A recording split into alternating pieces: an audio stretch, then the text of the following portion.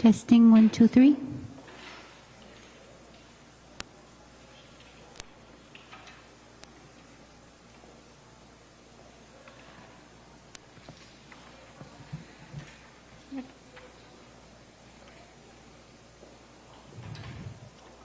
Thank you so much to all the media.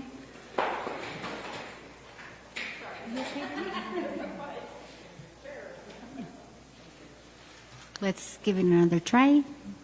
Thank you so much to the media for being here today and giving us this opportunity. As you all are aware, we've been navigating this extremely... We just lost audio. Oh.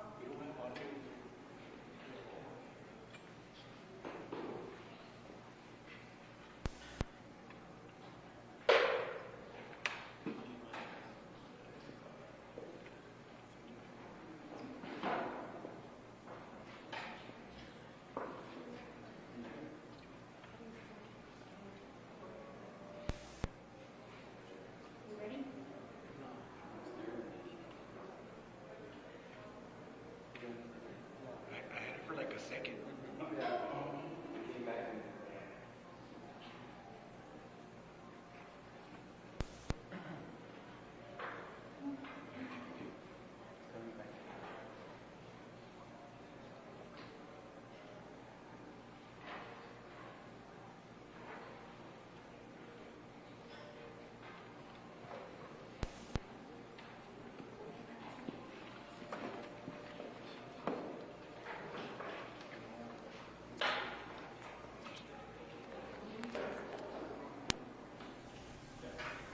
For those of you tuning in through social media, we're just having some audio difficulties.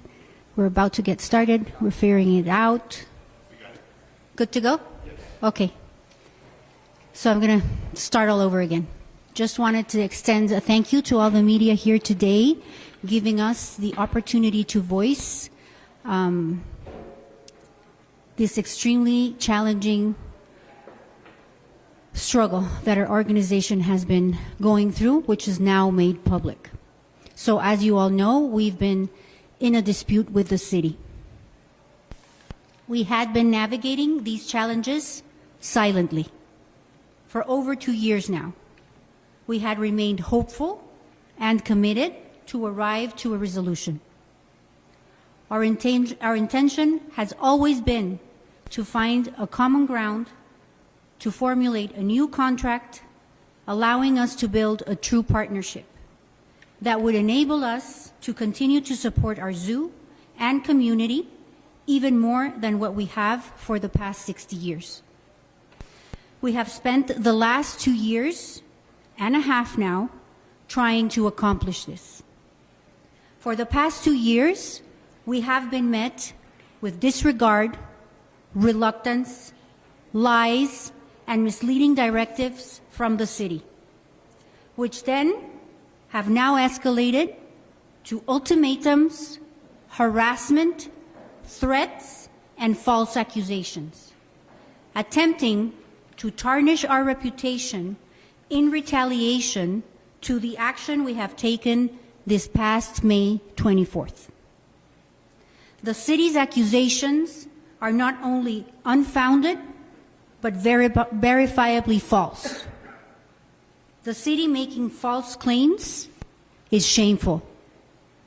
As you all know, the Society filed a declaratory judgment of action suit on Friday, May 24th. The lawsuit, and just to clarify, asks the court to determine the rights and obligations to both parties. The city left the society no choice by issuing one ultimatum after another. I am personally appalled at how city leadership has allowed this to unfold and develop and has attempted to steer the narrative away from the truth.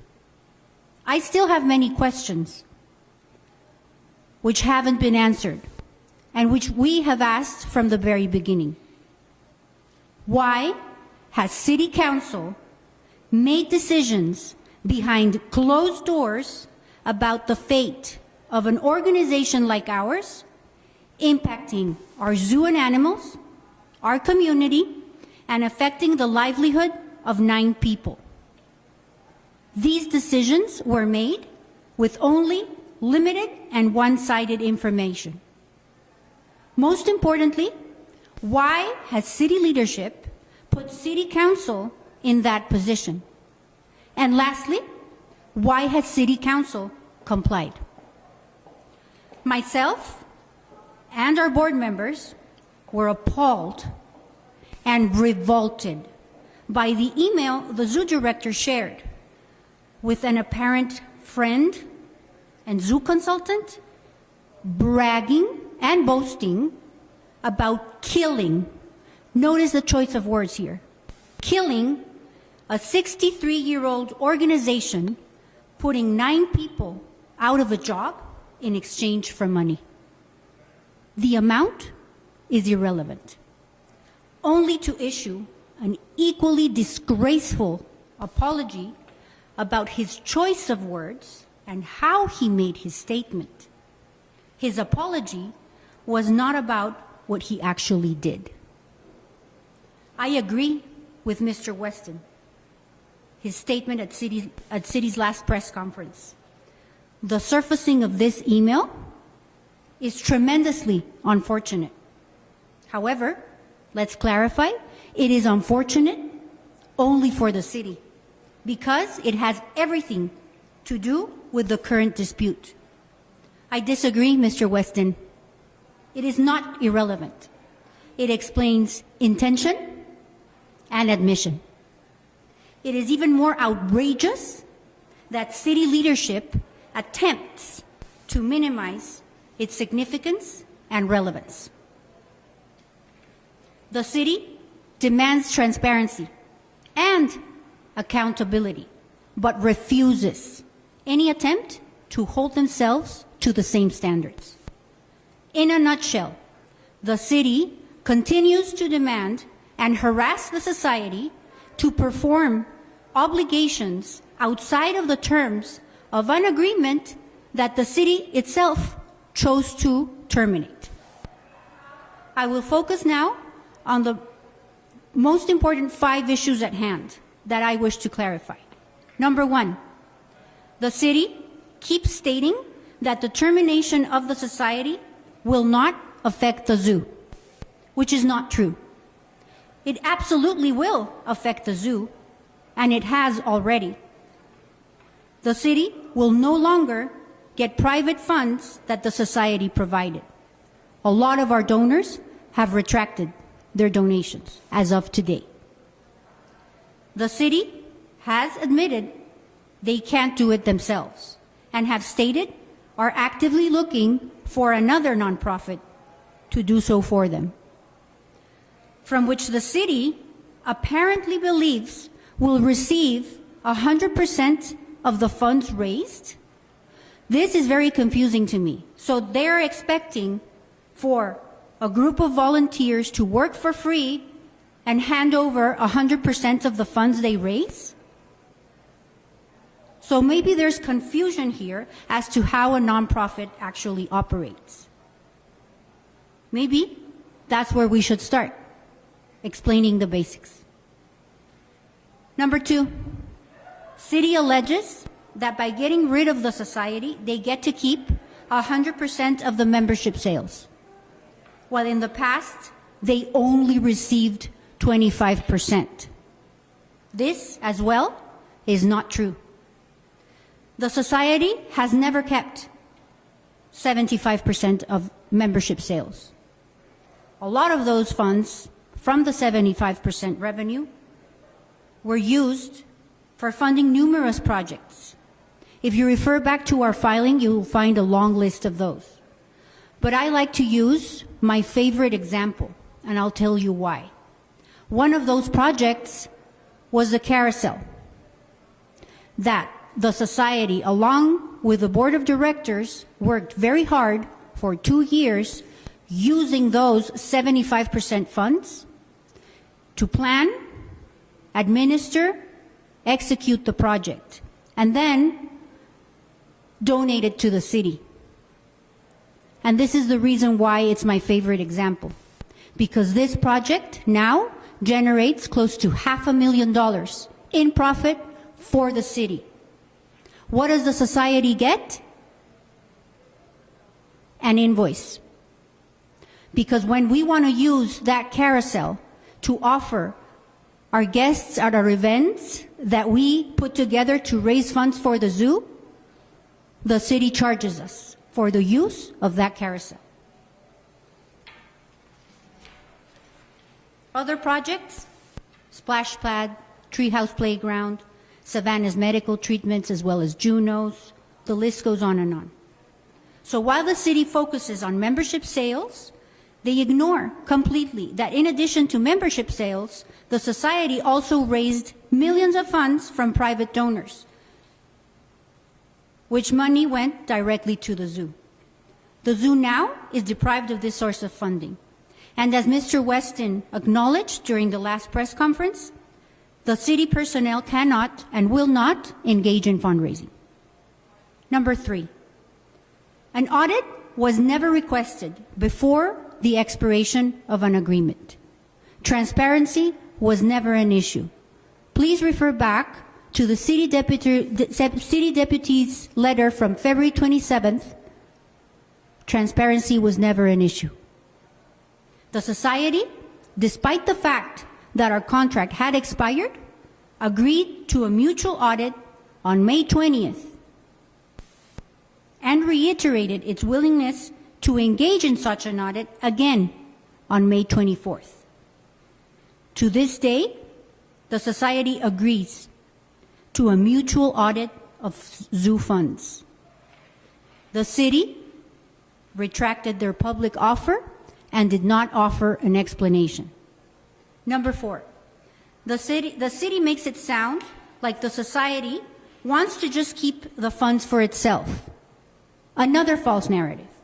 This is far from the truth as it can possibly be. Please refer back to the filing. The society offered, through a donation agreement, which was presented to city leadership and then to city council, the transfer of funds with one condition, that those funds would be used for the purpose that they were raised for by the society and its donors. The city has not committed in writing to do that and refused the society's donation agreement. The society also offered to meet on many occasions to discuss the remaining funds. We have continuously offered an olive branch to the city, urging a meeting or mediation session to discuss the outstanding issues on at least 4 occasions: March 18th, April 15th, May 16th, and May 24th. Each and every invitation was met with silence or a repeated no. No, no, no. Our way or the highway. Response from city legal was repeatedly no, without offering any sort of alternative solution. 5, the society has always provided the city with the financial information we are required under the license agreement, and we filed publicly the forms it was required to file as a nonprofit. The city never questioned the society's administrations of funds until after our agreement was terminated. At any rate, the society continues to propose that the city engages in a mutual audit of zoo and society funds. The city issued an ultimatum and threat: turn over the funds or face consequences. Therefore, all good faith efforts have been exhausted, necessitating this legal recourse. I will now hand over the microphone to Renee.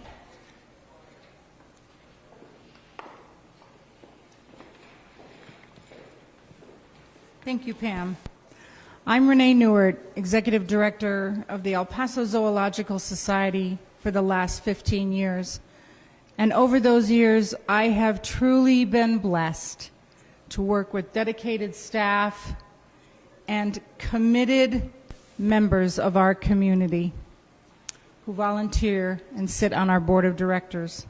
Together, we've raised millions of dollars for our El Paso Zoo. But these last few years have really tested me and our team.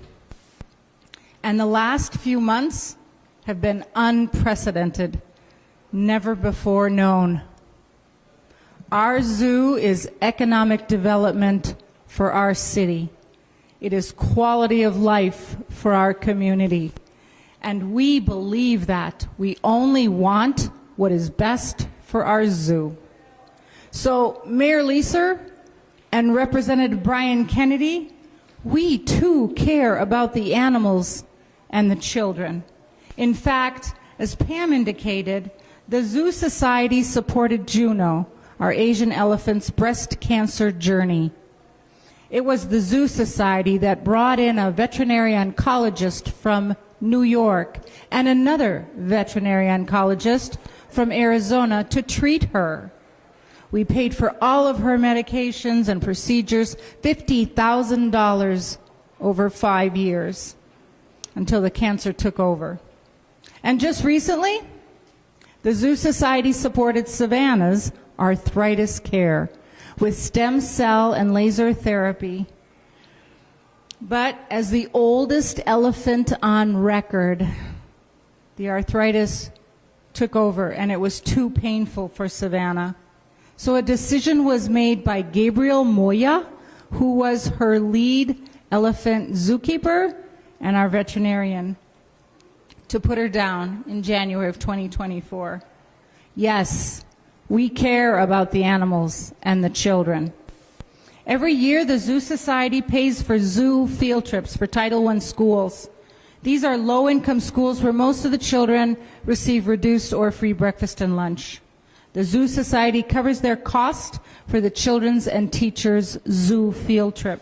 This money goes directly to the zoo's gate admission. This is zoo revenue. We also funded children's education programs and zoo camp over the years to teach children about the importance of animals, wildlife, the environment, and conservation. Are these the children you're referring to, Mayor Leeser? Because we too care about animals and the children. Mr. Weston, no disrespect, but in the press conference on Tuesday, you indicated you had no idea about the balances on the funds that we held for the zoo. This is not true. The Zoo Society, as Pam indicated, sent an agreement to the use of these funds. The 25% membership revenue we raised for the zoo, with the stipulation that the funds be used for the zoo under the contract guidelines and not deposited in the city general fund. The Roundup funds for conservation. This money was given by zoo visitors when they rounded up their purchase at the gift shop or the restaurant. We specified the funds must be used on conservation initiatives and projects because that is what we told our guests, not deposited in the city general fund. And the thousands of dollars we raised for the Animal Medical Center for the purchase of medical equipment. This was the intent of the donors who attended our fundraiser. It was, and we detailed, please do not deposit this in the city general fund. This is the intent of the donor. I could go on with other accounts.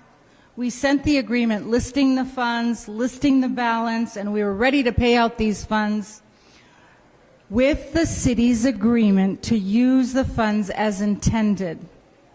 But the city rejected our donation agreement.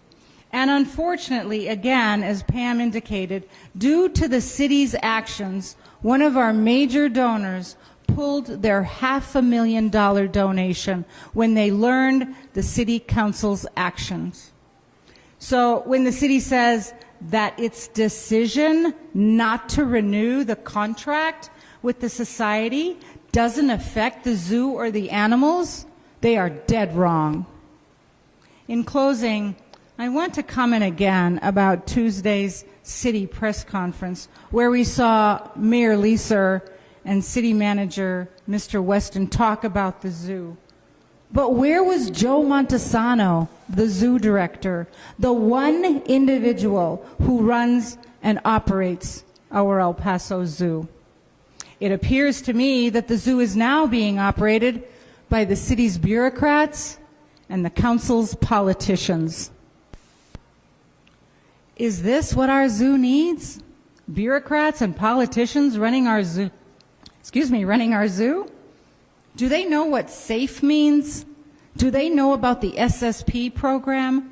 Do they really care about animal welfare, the zookeeper's safety, and the upkeep and maintenance of our zoo? Well, I think in the end, and it may take a few years, our zoo visitors and the community of El Paso will be the judge.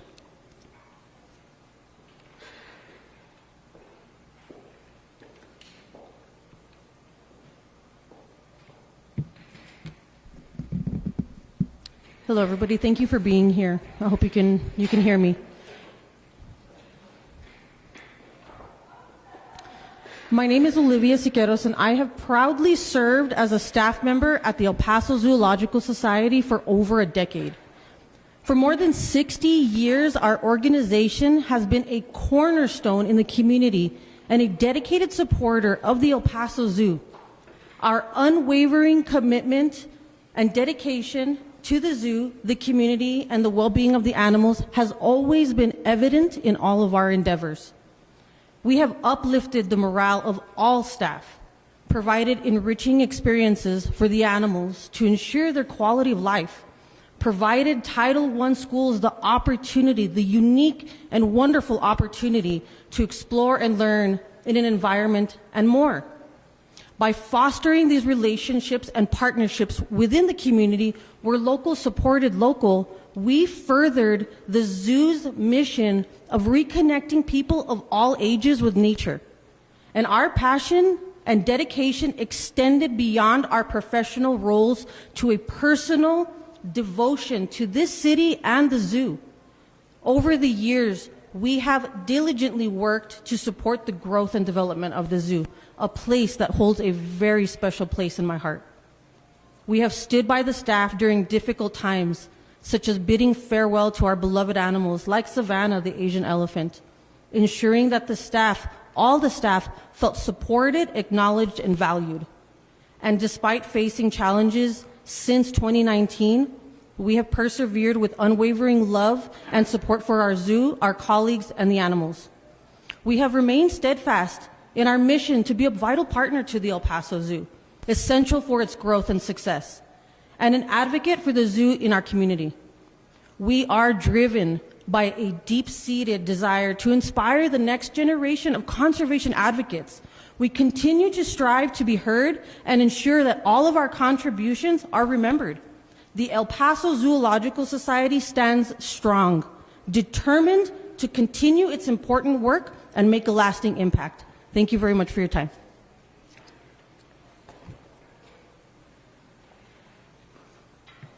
I will open the floor for questions. However, I do want to express and reiterate that because we are under active litigation, we are somewhat constrained as to what we are able to answer openly. So please keep this in mind, and we appreciate you understanding this difficult situation that we are in. We are not able to discuss funds, specifically amounts, or any of the allegations that were included in our filing. Yes? Why do you think the city does not want to do a mutual audit? Let's bounce that question back to them, because they haven't responded. And they offered it publicly.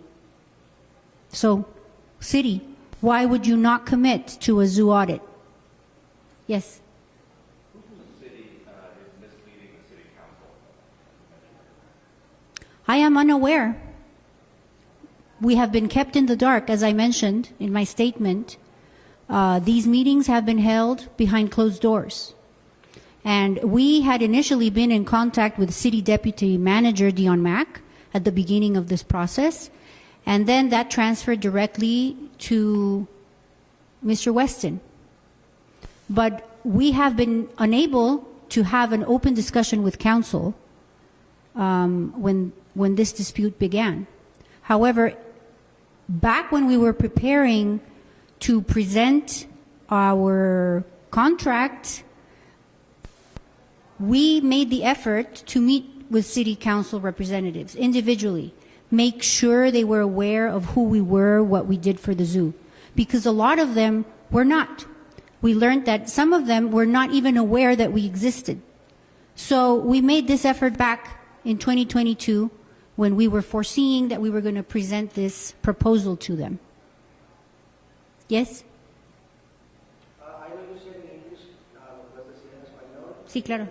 Nada más esa parte de qué es lo que ustedes están buscando y también ustedes cómo reaccionan a las alegaciones de la ciudad en contra de ustedes. Sí. Bueno, hemos estado buscando, esto empezó porque deseábamos renovar nuestro contrato con la ciudad. El contrato que teníamos era del 2012 y ya no era relevante y no nos apoyaba. Le faltaban muchas cosas, tenía muchas deficiencias. Así fue que empezó esto, con ese objetivo. Sin embargo, en ese proceso fue que toda esta hostilidad y negatividad y dificultad comenzó y realmente nunca hemos tenido una oportunidad de negociar. Rápidamente todo tomó pues un tono muy negativo. Lo que ahora estamos deseando hacer es que la Corte dictamine justamente los derechos y a quién le corresponde qué.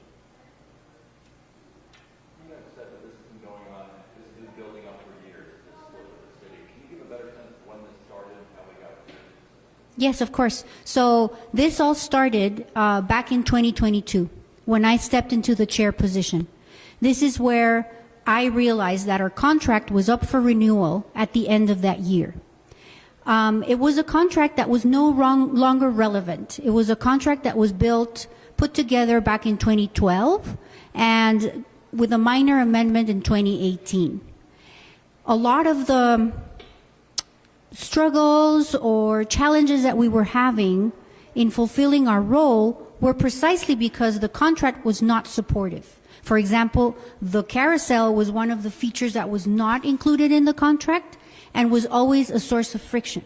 So the idea was to be able, because the contract was going to be renewed anyway, build a new one which would be more supportive and relevant and would enable us to function better and truly build a partnership. I will like to add that despite this contract, our relationship with the previous zoo director was excellent. We had a true partnership. Renee would go to city meetings with him, would meet with donors, would discuss, would plan, would put together a fundraising plan for the year, would discuss membership pricing adjustments with reference to tickets to the zoo. It was a true partnership, and we had the same contract. And so that is how it all started. The first impediment that we had was when we had presented our proposal, which the city had expressed interest in considering, and this was a contract that took us around 8 months to put together. The city was aware and was expecting our draft. Once we presented our draft, we were promised a red line of that draft, and we never received. The next encounter with city leadership was with City Deputy Manager Dion Mack. In a meeting where it was only her representing city leadership, and this is where she told us that the city was going to take over membership, education, and volunteer programs. She issued an ultimatum and told us we had 8 days to provide a response. We attempted, and when I say we, I'm referring to Renee, myself, and our board treasurer. We attempted to have a constructive dialogue with her and understand where she was coming from with this proposal, and also questioned where was our proposal and why was she throwing a piece of paper in our hands and giving us an ultimatum that had nothing to do with the draft we had proposed. We quickly realized that she was not open to a constructive dialogue and decided to step away. That is where things turned sour for the first time. Yes? Well, why is the society holding on to the money that the city is claiming, of course, that it's tax-paying money at the end of the day?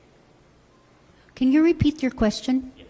So why is the society at this moment still holding the money that the city is saying, of course, they're saying it's taxpayer money? Those are not taxpayer dollars. Those are private funds from donors that we raised and that we have the responsibility, the financial responsibility, to make sure that those funds are used for the purpose that the donor intended and for the purpose that they were raised. To answer the second part of your question, why we have not issued? We have. We offered those funds, and the city rejected those funds. So why haven't they been transferred? Because the city will not commit to fulfill the purpose for which they were raised. But in the instance of the membership money, that's where they say it's the tax. Yes, the membership money is not taxpayer money. Members purchase a membership to the society, and when they fill out their application, they are communicated that with their purchase, those funds will be used for conservation through the society for the zoo. So they are not city funds. See? For the reimbursements that comes from the 25% that you guys were giving the society, the city, what was it being reimbursed rather than given to the city from that 25%? That's an excellent question, and thank you. So, one of the things that we wanted to modify in our contract is precisely that. Establish a clean and easy process by which we could reimburse. Our contract, which now expired, stipulated that the society would spend or use.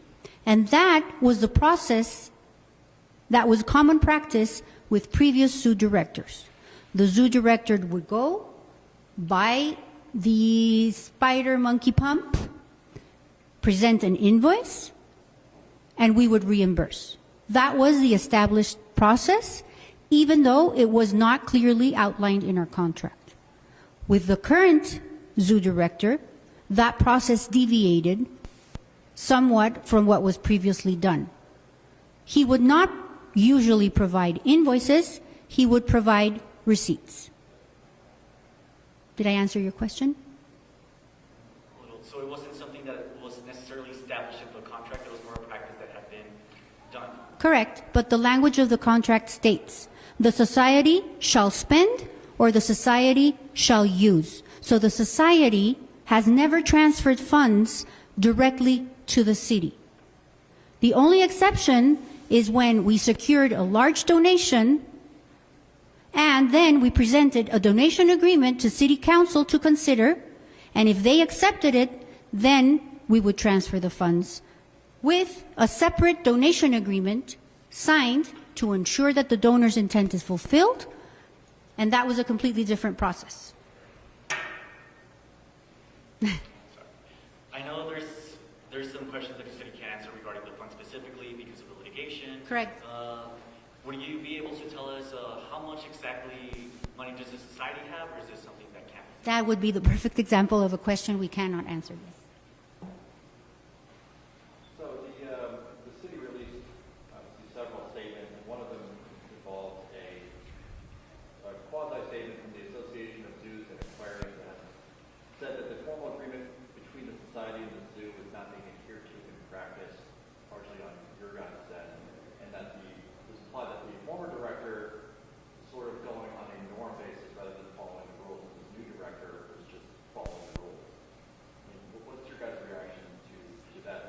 Okay, so I got the first part, but not sure about following the rules. So it seems like a lot of the tension, at least from this statement, came from the fact that the new director is alleged to just be following the rules, and the old director sort of allowed an environment of just norms rather than rules. I mean, how do you guys respond to? I'm not sure what answer you're trying to obtain from that. The first part, what do you guys respond to the allegation from the Aquarium Association that Zoo and the Aquarium Association that rules weren't being followed when it comes to the actual agreement itself, and that the agreement was a little murky? Right. Well, one of the requirements is to have a fundraising plan, for example. But in order for us to perform fundraising, we need directive and leadership from the zoo director, which we never received. And I think what you're referring to in the second part of that AZA was in reference to the toxic environment, which was clearly an issue. And that toxic environment consequently hindered our ability to fundraise. Can you elaborate on what that toxic environment was exactly? I'd rather not get into details. It was just a very hostile and not an environment conducive to allow us to fundraise, to perform our function, and certainly not a healthy environment. Anybody else? Oh, did you want to add something? I just wanted to comment about the AZA accreditation inspection that happened. Because of a hostile environment, maybe between the Zoo Society and the zoo, or a lack of a fundraising plan, that will not affect accreditation of the El Paso Zoo. Accreditation by the AZA is based on animal welfare, staff safety, and so many other more important decisions for accreditation. And so I just want to reiterate, the toxicity between the zoo and the Zoo Society and our lack of a fundraising plan will not affect accreditation of an AZA accredited zoo. Any more questions? Miguel. Entonces, creemos que esta situación no simplemente fue una discusión entre un contrato que escaló, sino que ha sido un movimiento calculado pues para quedarse con el zoológico y pues quitarlos a ustedes del medio, o simplemente creemos que escaló la situación hasta este punto. Tu evaluación de la progresión de esta situación es 100% atinada, en mi opinión. Eso sí, ha sido algo calculado. Y esto se reitera, ¿verdad?, con el correo, el email que se filtró. Ahí está muy claro la intención, la planeación y explica todo realmente. Any more questions? Yes?